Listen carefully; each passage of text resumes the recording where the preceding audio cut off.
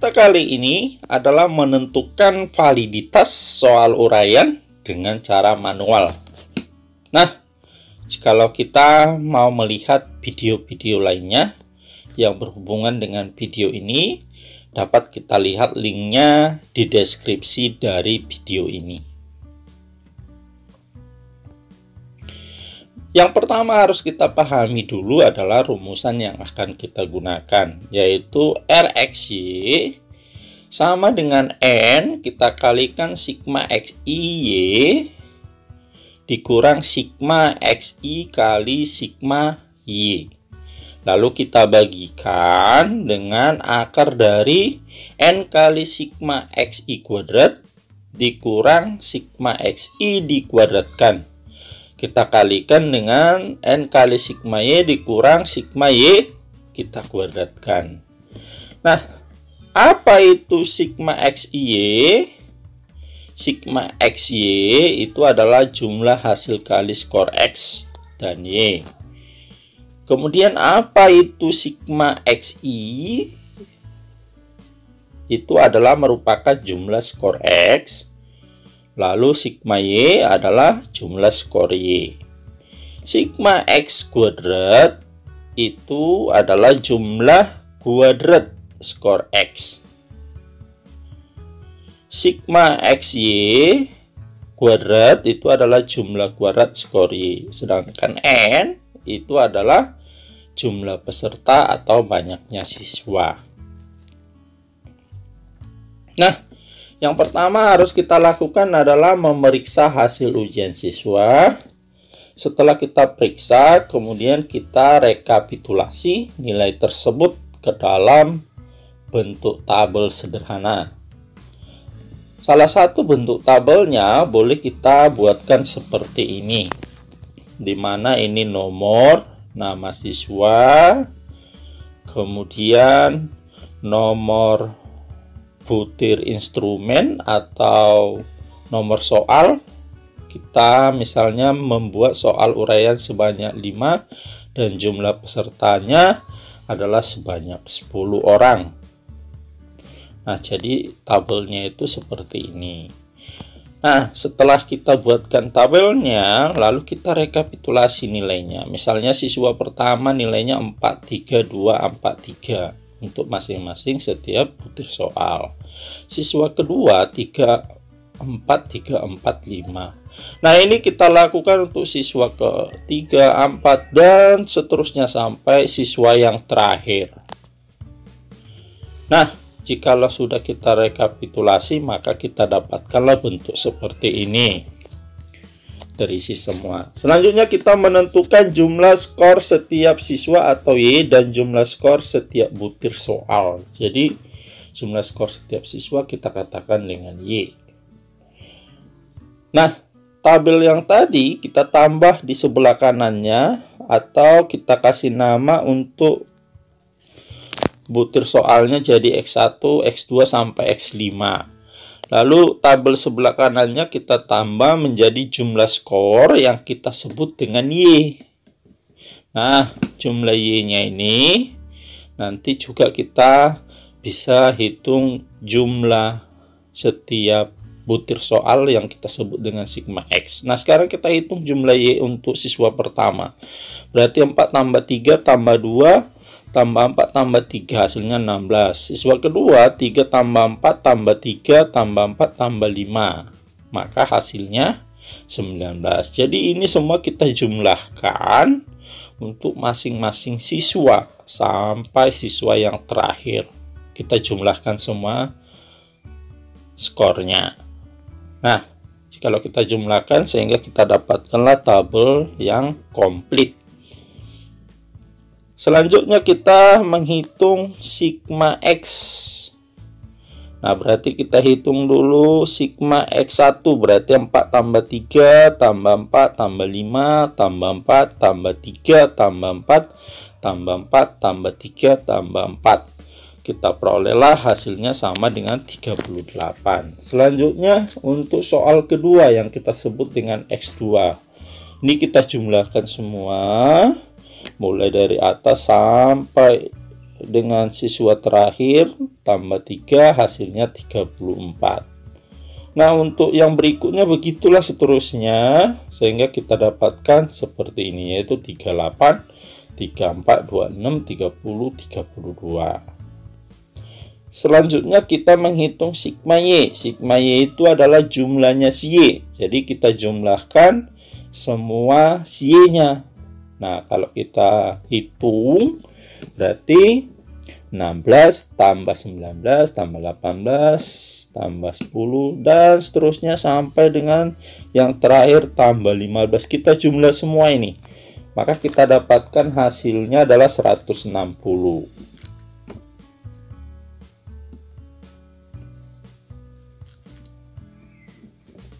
Nah, berikutnya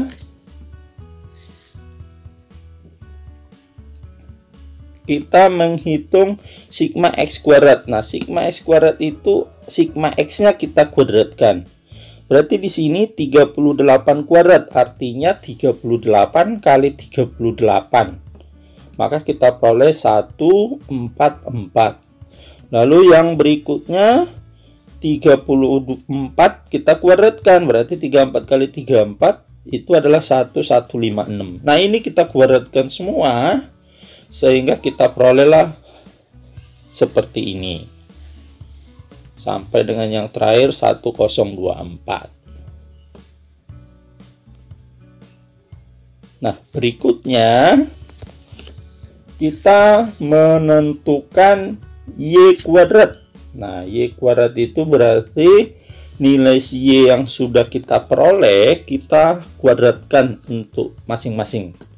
Nah, jadi ini 16 kuadrat, artinya 16 kali 16. Maka kita peroleh menjadi 256. Kemudian di bawahnya berarti 19 kuadrat, artinya 19 kita kalikan dengan 19, maka 361. Nah, ini kita lakukan seterusnya sampai dengan siswa yang terakhir. Kalau siswa ketiga berarti 18 kuadrat, kita peroleh 324.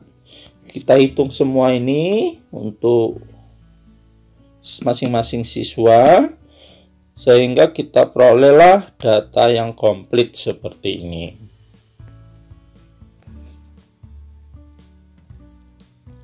Selanjutnya kita menentukan jumlah Y kuadrat. Jadi tadi sudah kita kuadratkan Y-nya, sekarang kita jumlahkan. Nah, berarti kita jumlahkan 256 tambah 361 tambah 324 tambah 256. Ini kita jumlahkan semua nilai Y yang sudah kita kuadratkan tadi. Nah, kalau kita jumlahkan itu semua, kita perolehlah hasilnya 2598.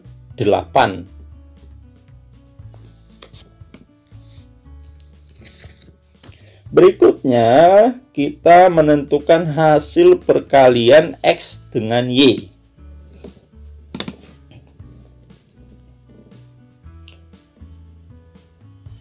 Nah, jadi masing-masing si X itu tadi adalah soal, butir soal. Kita kalikan dengan si Y. Berarti ini 4 kita kalikan 16, kita dapatkan menjadi 64. Lalu X2 kali Y berarti X2-nya 3 kali Y-nya 16 berarti 48.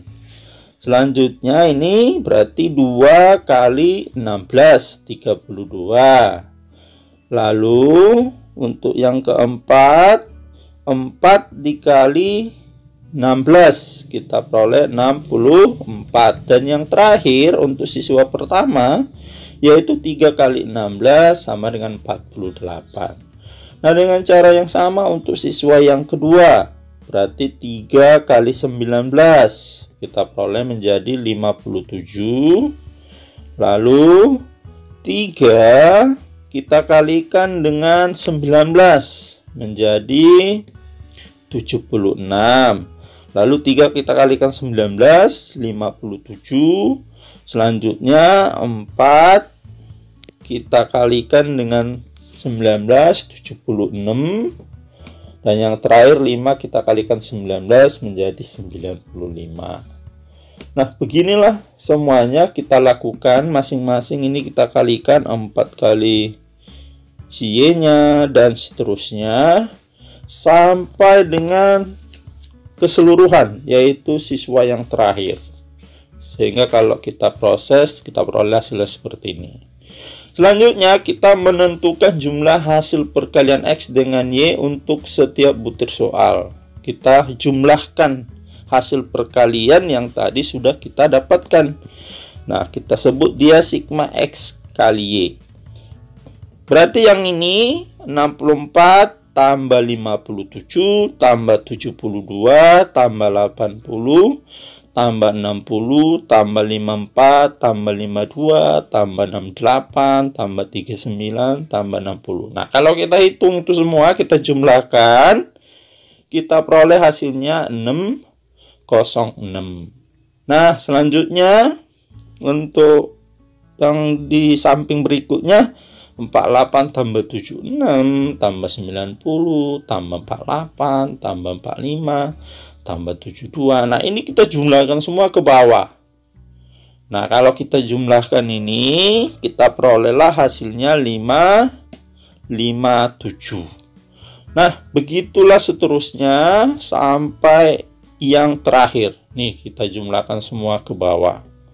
Nah, kalau kita jumlahkan itu semua ke bawah, maka kita perolehlah hasil akhirnya seperti ini. Jadi kita peroleh untuk semua sigma X kali Y-nya.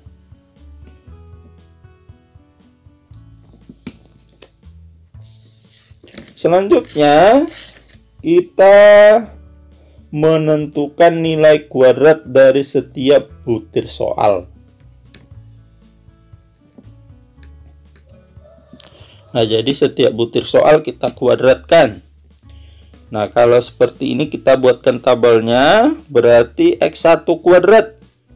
Berarti X1-nya kita kuadratkan, yaitu di sini kalau kita amati X1-nya 4 kuadrat, artinya 4 kali 4, 16. Lalu 3 kali 3, 9. 2 kali 2, 4. 4 kuadrat, 16. Lalu 3 kuadrat, berarti 3 kali 3, 9. Nah, kemudian kita cari untuk siswa yang kedua. Berarti 3 kuadrat, 3 kali 3, 9. 4 kali 4, 16. 3 kuadrat, 9. 4 kuadrat, 16. Dan yang terakhir 5 kuadrat, yaitu 25. Nah, ini kita lakukan sampai dengan siswa yang terakhir. Sehingga kalau ini kita proses semuanya, masing-masing kita kuadratkan, maka kita dapatkanlah tabelnya seperti ini.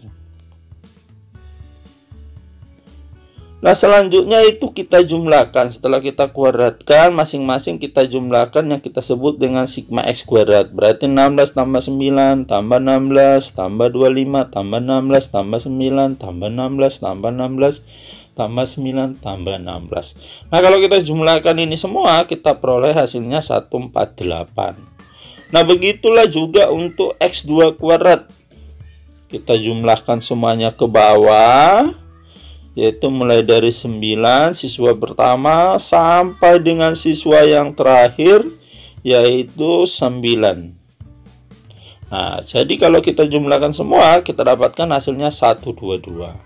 Nah, dengan cara yang sama kita lakukan untuk yang ketiga, yang keempat, yang kelima. Nah, kalau kita proses dengan benar, maka kita akan mendapatkan data komplitnya atau data lengkapnya seperti ini, yaitu 148, 122, 74, 96, 110. Setelah itu kita merekapitulasi nilai data-data yang kita butuhkan dalam tabel. Jadi data-data yang sudah kita proses tadi, kita rangkumkan mana yang memang dibutuhkan dalam rumusan tadi. Nah, yang pertama kita membutuhkan sigma XY. Nah, kita amati untuk soal yang pertama, berapa sigma XY-nya. Nah, kalau kita amati, kita dapatkan Yang ini ya, sigma XY-nya adalah 606. Kemudian kita cari sigma XI, berarti sigma X1-nya. Karena kita mau mengisi untuk butir soal yang pertama dulu. Kita peroleh 38. Jadi kita amati untuk yang butir 1 ya, untuk tabel yang pertama. Nah, selanjutnya kita cari lagi yang kita butuhkan, yaitu kalau kita amati dari yang sudah kita hitungi tadi, kita peroleh ini adalah sigma X kuadrat adalah 148 untuk soal yang pertama. Kemudian sigma XI kita kuadratkan, berarti ini 1444 atau 1444. Selanjutnya kita cari sigma Y-nya untuk soal yang pertama. Sigma Y-nya kalau kita lihat ini adalah 160. Kemudian kalau kita lihat tabel kita lagi, sigma Y kuadrat itu adalah 2598. Lalu yang berikutnya sigma Y-nya kita kuadratkan. Nah, kalau sigma Y-nya kita kuadratkan, maka kita amati tabel yang sudah kita hitung tadi. Kita bisa juga melihat dari yang sudah ada ya, karena sigma Y kuadrat itu berarti 160 dikuadratkan. Nah, kalau 160 kita kuadratkan itu adalah 25600. Lalu N itu adalah banyak siswa atau banyak peserta. Kalau kita amati N-nya adalah 10. Nah, inilah kita lakukan untuk soal yang nomor 2, nomor 3, nomor 4. Masing-masing kita cari sampai yang nomor 5. Nah, kalau kita proses dengan benar, maka akan kita dapatkan data komplitnya seperti ini. Nah, dari sini ada beberapa yang harus kita amati. Nah, kita amati sigma Y.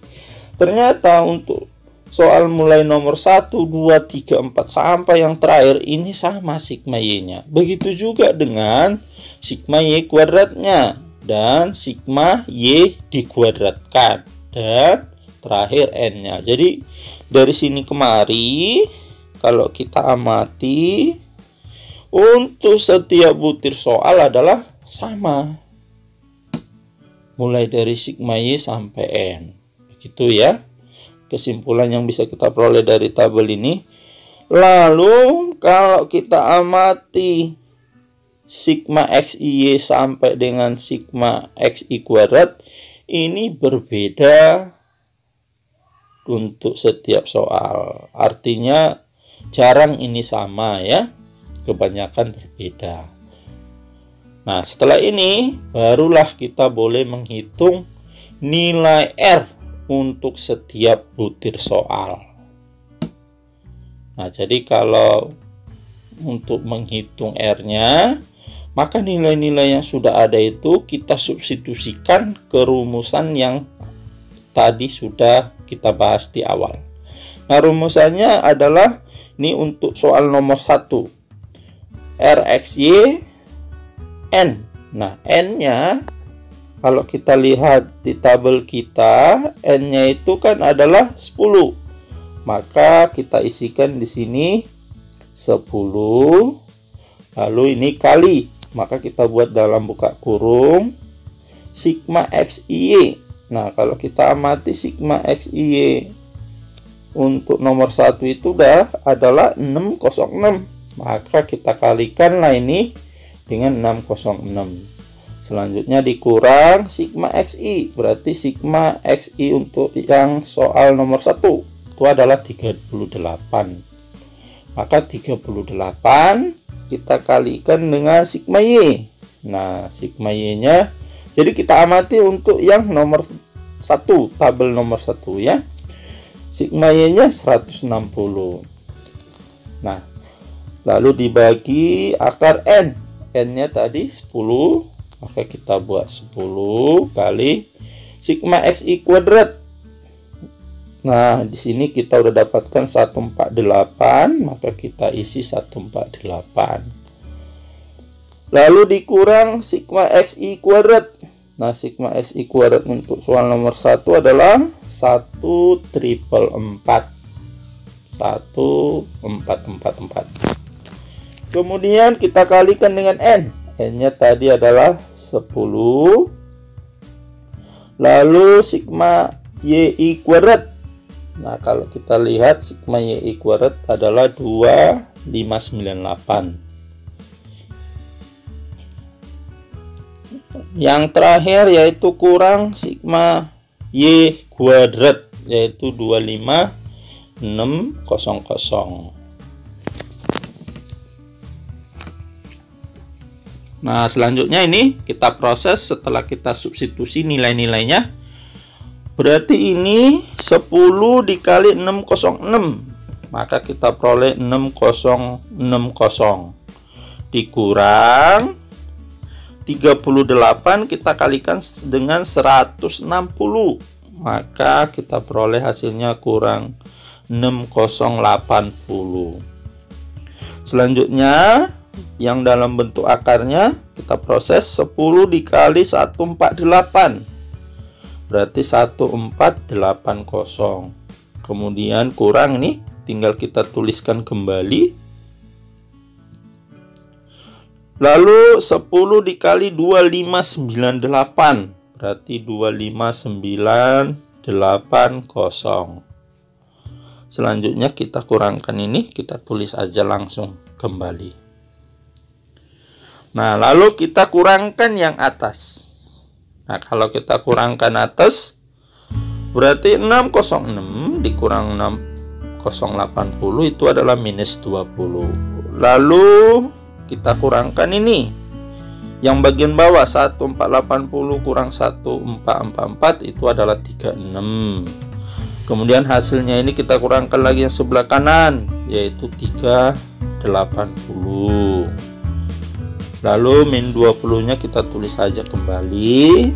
Kemudian ini kita kalikan yang dalam bentuk akar. Nah, kalau ini kita kalikan, hasilnya adalah 12960. Selanjutnya yang atas kita tulis saja dulu kembali.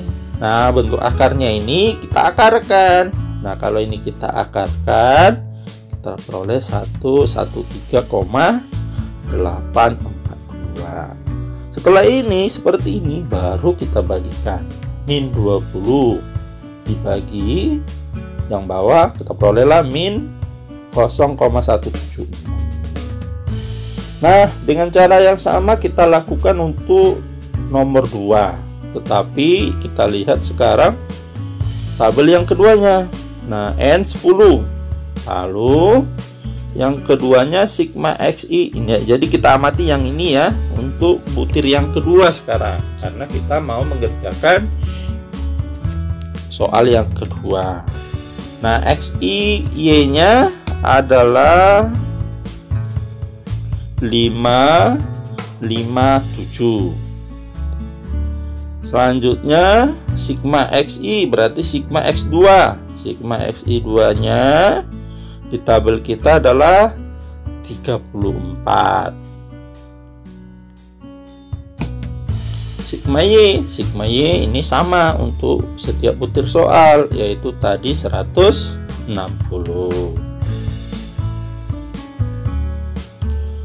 Setelah itu kita selesaikan yang bentuk akar. Nah, kita substitusi nilai n-nya 10. Maka 10 kali sigma xi kuadrat kita adalah untuk soal kedua 122, maka kita isi di sini 122. Dikurang sigma xi kuadrat, berarti yang ini 1156. Selanjutnya kita selesaikan yang berikutnya n10 kali sigma y. Sigma y-nya, sigma y kuadratnya adalah 2598 untuk soal nomor 2. Berarti kita isikan kali 2598. lalu kita kurangkan dengan sigma Y kuadrat. Nah, ini hasilnya adalah 25.600. Berarti kita isi sini 25.600. Nah, lalu kita kalikan satu persatu. 10 kali 557. Kita peroleh menjadi 5570.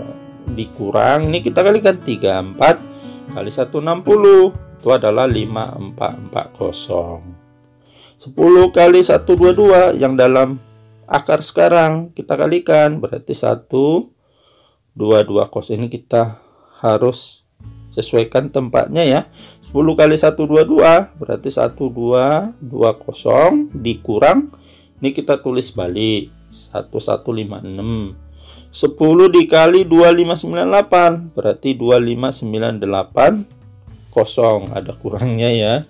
Di sini seharusnya 25980, ada nolnya ya. Ada kesilapan penulisan. Nah, kalau kita kurangkan yang atas itu 130, lalu kita kurangkan ini 64, ini seharusnya 25980 dikurang 25600 ya. Jadi kita peroleh 380. Nah, yang atas kita tulis aja dulu. Berarti 130 ini kita kalikan, kita peroleh akar 24320.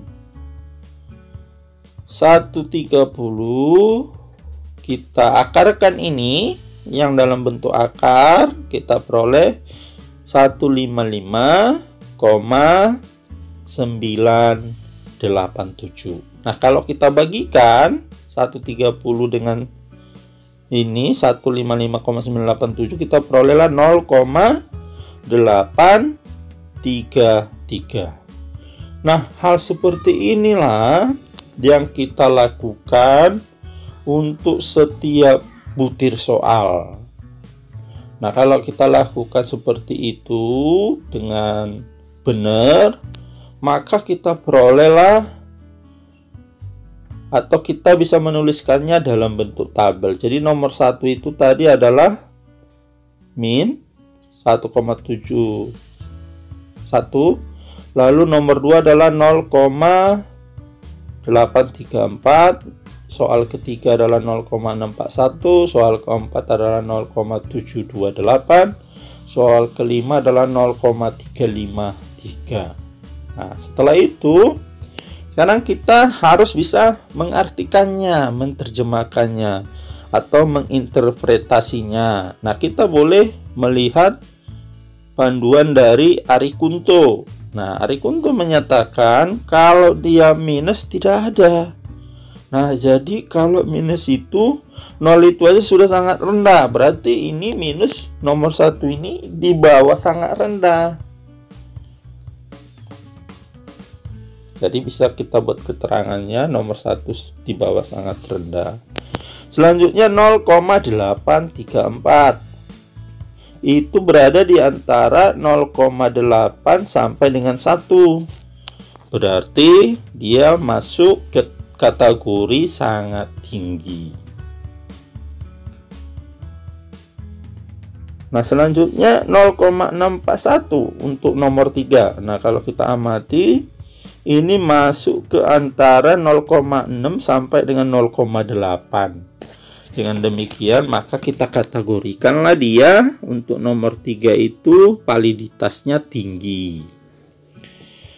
Selanjutnya 0,728. Nah, 0,728 ini juga masuk di rentang 0,6 sampai 0,8. Maka dia masuk kategori tinggi. Lalu yang nomor 5 yaitu 0,353 ini masuk di rentang 0,2 sampai dengan 0,4. Dengan demikian nomor 5 itu masuk kategori validitas rendah.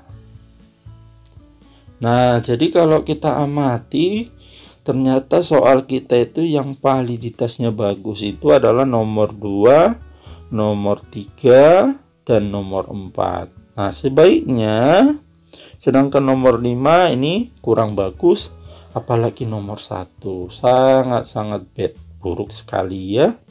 Nah, jadi sebaiknya kita menggunakan yang kategori validitasnya itu cukup ke atas ya, jadi cukup tinggi, sangat tinggi. Sedangkan kalau sudah rendah dan sangat rendah, itu sebaiknya tidak kita gunakan. Untuk melihat video-video lain yang berhubungan, dapat kita lihat linknya di akhir dari video ini.